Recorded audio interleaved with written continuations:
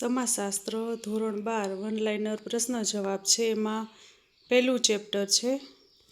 એમાં પહેલો પ્રશ્ન, ભારતીય સમાજમાં કઈ કઈ બાબતમાં સાંસ્કૃતિક વૈવિધ્ય જોવા મળે છે?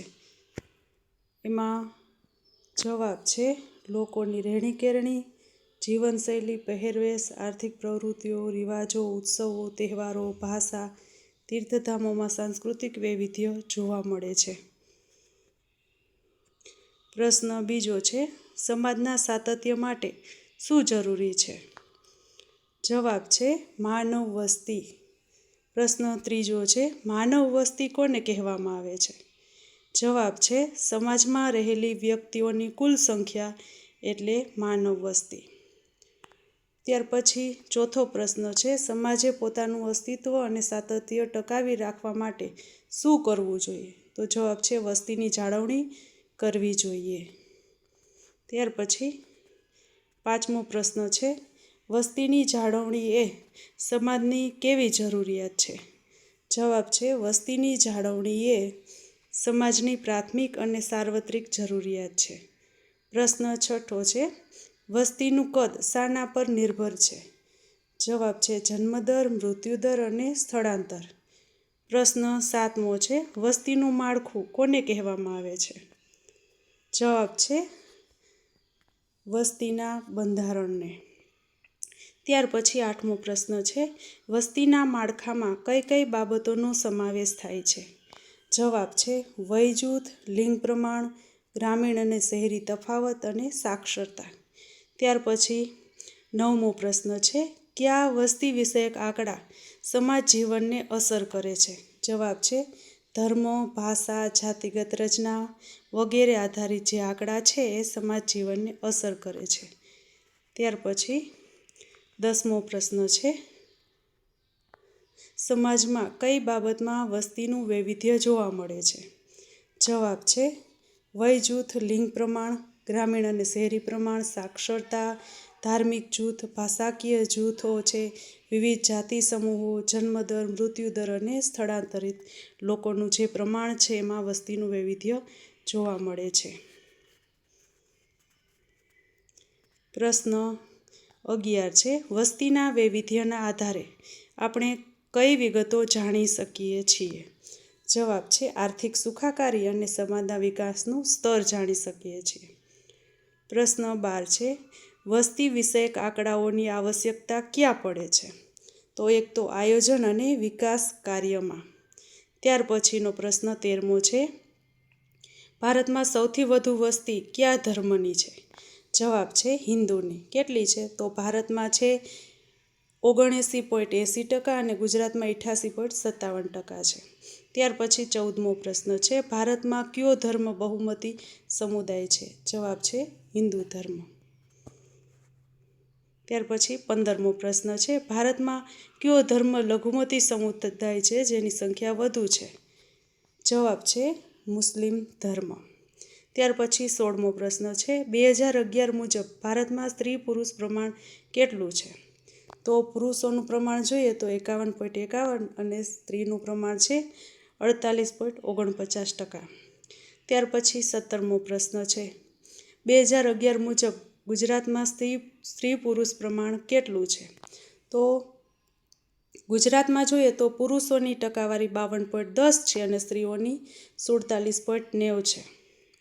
ત્યાર પછી જોઈએ 18મો પ્રશ્ન, તો લિંગ પ્રમાણ એટલે શું?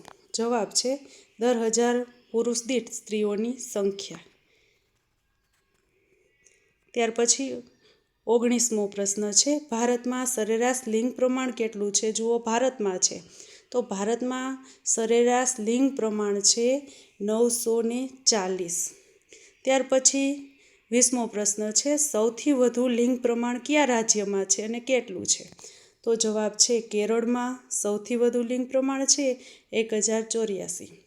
21મો પ્રશ્ન છે, સૌથી ઓછું લિંગ પ્રમાણ કયા કેન્દ્ર શાસિત પ્રદેશમાં છે? તો આવશે દીવ અને દમણ. કેટલું છે? 618. ત્યાર પછી હવે ગુજરાતનું છે, તો ગુજરાતમાં લિંગ પ્રમાણ કેટલું છે? 918. જોજો ભારતમાં 940 છે અને ગુજરાતમાં 918 છે. ત્યાર પછી 23મો પ્રશ્ન છે, ભારતમાં સૌથી વધુ વસ્તી ધરાવતું રાજ્ય કયું છે? તો જવાબ આવશે ઉત્તર પ્રદેશ. ત્યાર પછી 24મો પ્રશ્ન છે, ઉત્તર પ્રદેશમાં દેશની કુલ વસ્તીના કેટલા ટકા લોકો વસે છે? તો જવાબ છે 16.49%. 25મો પ્રશ્ન છે, સૌથી ઓછી વસ્તી ધરાવતું રાજ્ય કયું છે? જવાબ આવશે ઉત્તરાખંડ છે. ટકાવારી કેટલી છે? તો 0.84%. ત્યાર પછી 26મો, અસમ રાજ્યમાં કયો તહેવાર ઉજવાય છે? જવાબ છે બિહુ. ત્યાર પછી 27મો પ્રશ્ન છે, તમિલનાડુમાં કયો તહેવાર ઉજવાય છે? જવાબ છે પોંગલ. ત્યાર પછી કેરળમાં કયો તહેવાર ઉજવાય છે? તો જવાબ છે ઓણમ. ત્યાર પછી છે, ઉત્તર ભારતમાં કયો તહેવાર ઉજવાય છે? તો છે બૈસાખી. ત્યાર પછી ભારતમાં કેટલી ભાષાઓને બંધારણીય દરજ્જો છે? તો આવશે 22 ભાષાઓને. ત્યાર પછી 31મો પ્રશ્ન છે, સમુદ્ર કાંઠાના વિસ્તારોમાં લોકોનો મુખ્ય ખોરાક શું છે? તો જવાબ આવશે ભાત અને માછલી. ત્યાર પછી પ્રશ્ન 32મો છે, વંચિત સમૂહો ક્યાં છે? તો વંચિત સમૂહો 3 છે ટોટલ. અનુસૂચિત જાતિ એટલે કે SC, અનુસૂચિત જનજાતિ એટલે ST અને ત્રીજો છે અન્ય પછાત વર્ગો એટલે કે OBC. ત્યાર પછી 33મો પ્રશ્ન છે, આદિવાસીઓને બંધારણીય રીતે કયા નામથી ઓળખવામાં આવે છે? જવાબ છે અનુસૂચિત જનજાતિ. 34મો પ્રશ્ન છે, 2011 મુજબ ભારતમાં આદિવાસી વસ્તી કેટલા ટકા હતી? જવાબ છે 8.60%. ત્યાર પછી 35મો પ્રશ્ન છે, 2011 મુજબ સૌથી વધુ અનુસૂચિત જનજાતિ વસ્તી કયા રાજ્યમાં છે? તો જવાબ આવશે મિઝોરમમાં 94.97%. 36મો પ્રશ્ન છે, સૌથી ઓછી અનુસૂચિત જનજાતિ વસ્તી કયા રાજ્યમાં છે? જવાબ આવશે ઉત્તર પ્રદેશ. કેટલી છે? તો 0.57%.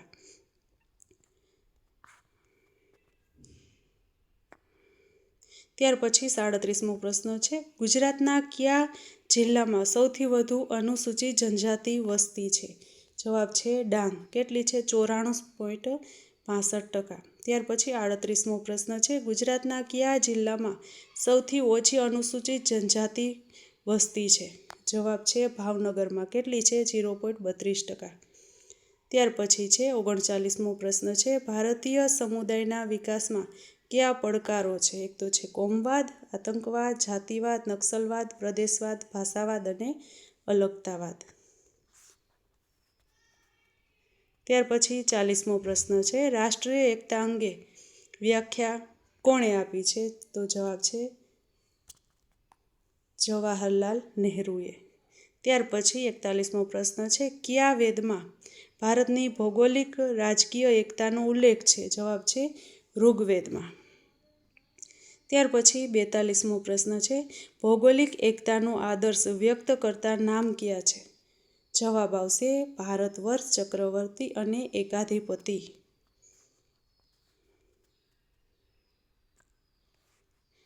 ત્યાર પછી 43મો પ્રશ્ન છે, ભારતનું ક્ષેત્રફળ કેટલું છે? તો છે 32,87,263 ચોરસ કિલોમીટર. ત્યાર પછી 44મો પ્રશ્ન છે, 2011 મુજબ ભારતની વસ્તી કેટલી હતી? જવાબ છે 121 કરોડ એટલે કે 1.21 અબજ. 45મો પ્રશ્ન છે, રાષ્ટ્રીય એકતા સર્જવામાં પાયાનું પરિબળ કયું છે?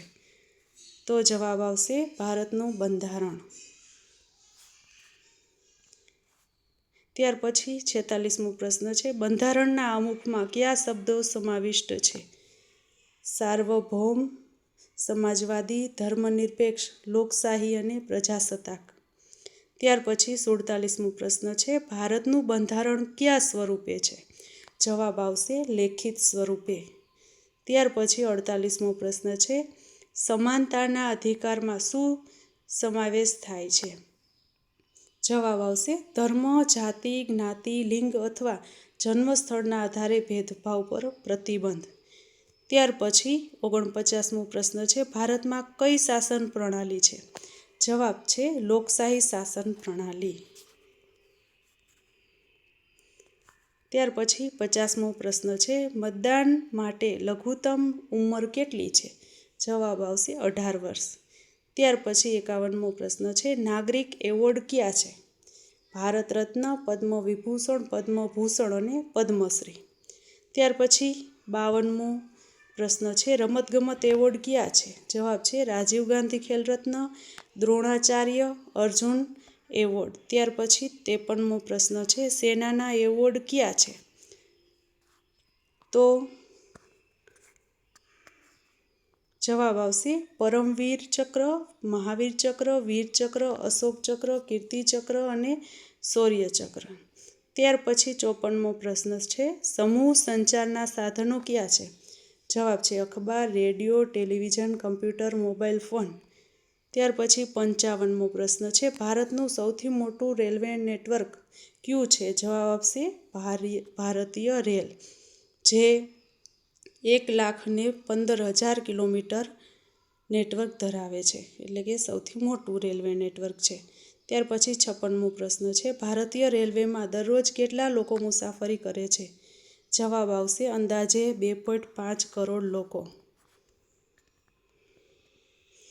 ત્યાર પછી હવે ભારત અને ગુજરાતમાં ધર્મ મુજબ વસ્તી કેટલી છે? તો 2011ના સંદર્ભમાં જોઈએ તો પહેલાં આપણે જોઈએ હિન્દુ ધર્મ. તો હિન્દુ ધર્મ છે એની ભારતમાં ટકાવારી છે 79.8%, ગુજરાતમાં 88.57%. ત્યાર પછી ઇસ્લામમાં જોઈએ તો ભારતમાં છે 14.23% અને ગુજરાતમાં છે 9.67%. ત્યાર પછી ખ્રિસ્તીમાં જોઈએ તો ખ્રિસ્તીમાં છે 2.30% ભારતમાં છે અને 0.52% ગુજરાતમાં છે. ત્યાર પછી શીખ જોઈએ તો ભારતમાં 1.72% છે અને ગુજરાતમાં 0.10% છે. બૌદ્ધ ધર્મમાં જોઈએ તો ભારતમાં 0.70% અને ગુજરાતમાં 0.05%. ત્યાર પછી જૈન ધર્મ તો ભારતમાં 0.37% છે અને ગુજરાતમાં 0.96%. ત્યાર પછી કોઈ ધર્મ નથી એવા લોકો છે ભારતમાં 0.24% છે, ગુજરાતમાં 0.10% છે. ત્યાર પછી અન્ય બીજા જોઈએ તો ભારતમાં 0.66% છે અને ગુજરાતમાં 0.03% છે. તો મારો આ વિડીયો જો તમને ગમ્યો હોય તો લાઈક કરજો, સબસ્ક્રાઈબ કરજો. આ બધા પ્રશ્ન છે પાઠ્યપુસ્તકને આધારે બનાવેલા છે.